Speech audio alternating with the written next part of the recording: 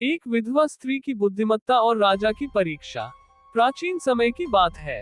एक राज्य में न्यायप्रिय और बुद्धिमान राजा का शासन था।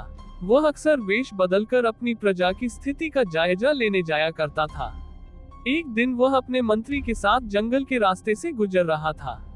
रास्ते में उसकी नजर एक झोपड़ी पर पड़ी, जहां एक विधवा स्त्री अपने छोटे बेटे के साथ रहती थी। राजा ने देखा कि वह स्त्री अपने बच्चे को बड़े प्रेम से भोजन करा रही थी, लेकिन खुद सिर्फ सूखी रोटी खा रही थी। राजा को जिज्ञासा हुई और उसने सोचा कि वह स्त्री कैसी परिस्थिति में जीवन यापन कर रही है। राजा ने भिखारी का रूप धारण कर उस स्त्री से भोजन मांगा। विधवा ने बिना किसी हिचकिचाहट के अपनी आधी रोटी उस अजनबी को दे दी।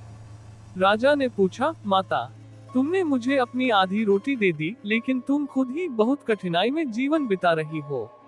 विधवा मुस्कुराई और बोली, बेटा, दान करने से कभी किसी का धन नहीं घटता, बल्कि मनुष्य को और अधिक फल प्राप्त होता है। सच्ची खुशी दूसरों की सेवा में है, न कि सिर्फ अपने लिए संचित करने में। राजा उसकी इस बात से प्रभावित हुआ और आगे पूछा, माता, तुम्हें जीवन में सबसे बड़ा डर किस बात का लगता है? विधवा बोली, राजन, मुझे किसी चीज का डर नहीं है। यदि मनुष्य धर्म और सत्य के मार्ग पर चले तो उसे किसी भी विपत्ति का भय नहीं होता। जो व्यक्ति लोभ, क्रोध और अहंकार में फंसा रहता है, वही सबसे ज्यादा दुखी होता है। राजा ने उसकी बुद्धिमत्ता की परीक्षा लेने के लिए एक सोने की अशर्फी दी और कहा, ये लो माता, इसे अपने जीवन यापन के लिए रख लो।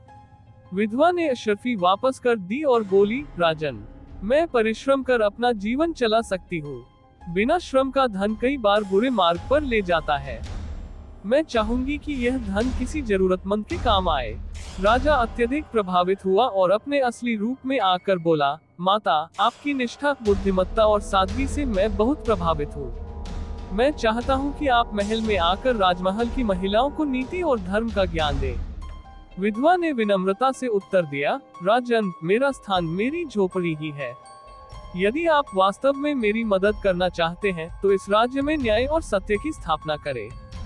गरीबों और जरूरतमंदों की सहायता करें, क्योंकि यही एक राजा का धर्म है।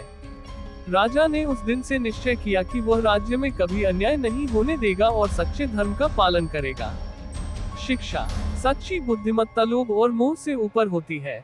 जो व्यक्ति सत्य और धर्म के मार्ग पर चलता है, उसे किसी बात का भय नहीं होता। कर्म ही सबसे बड़ा धन है। बिना परिश्रम का धन विनाश का कारण बन सकता है। सच्चा राजा वही होता है जो न्याय और सत्य की रक्षा करता है। ये कहानी हमें सिखाती है कि कठिनाइयों में भी सच्चे मूल्यों को नहीं छोड़ना चाहिए।